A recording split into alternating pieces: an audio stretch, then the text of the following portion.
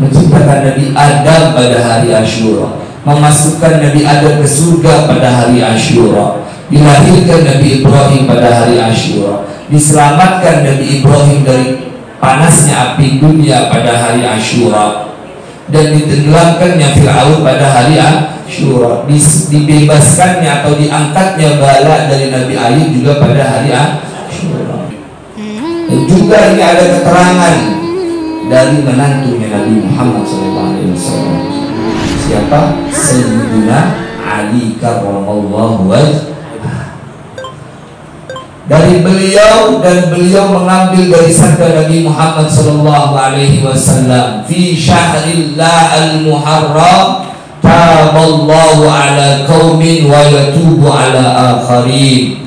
Pada bulan-bulan yang dimuliakan oleh Allah, yakni bulan Muharram ini, Allah menerima taubatnya satu kaum dan juga kaum yang lain.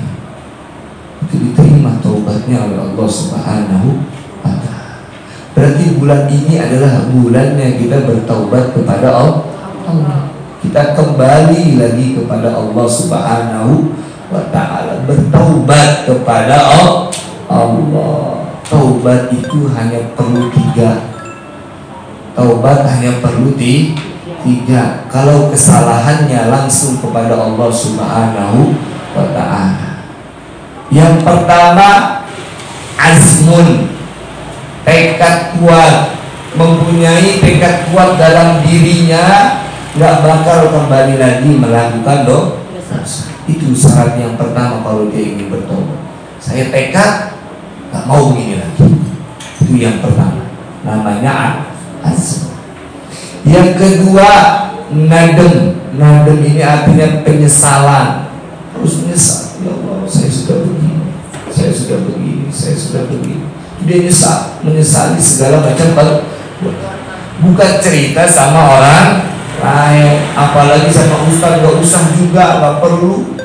Itu aib kita simpan baik-baik, aib. Sebagaimana Allah mengajarkan kepada seorang hambanya tidak menampakkan aib seseorang.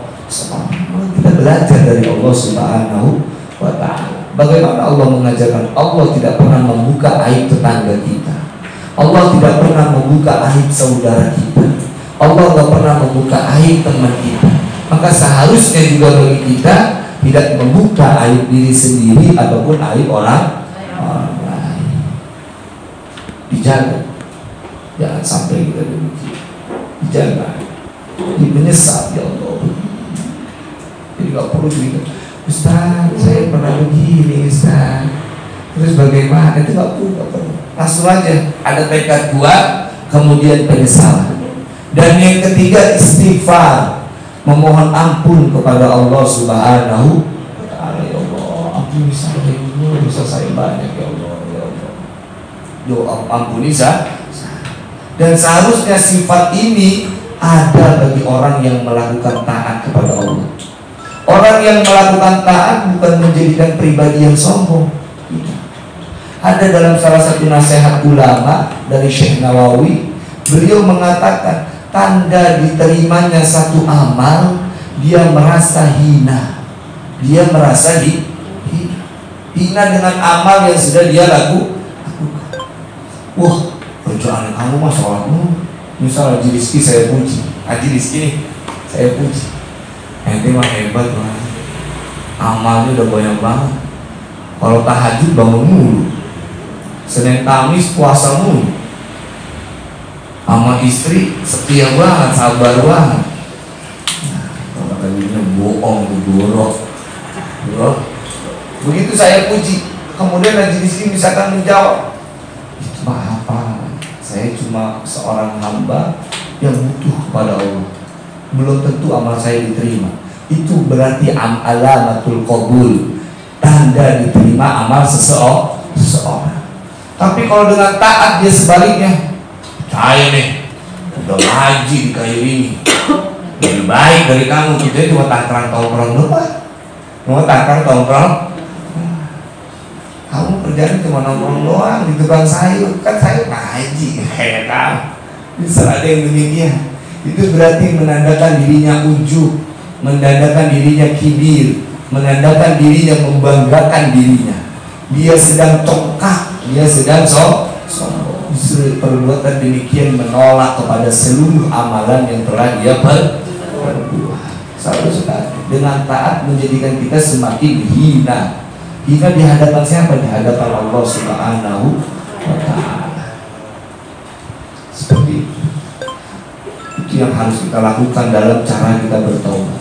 Nah, kalau salahnya ada hubungannya dengan orang lain, maka harus minta ridhonya orang lain.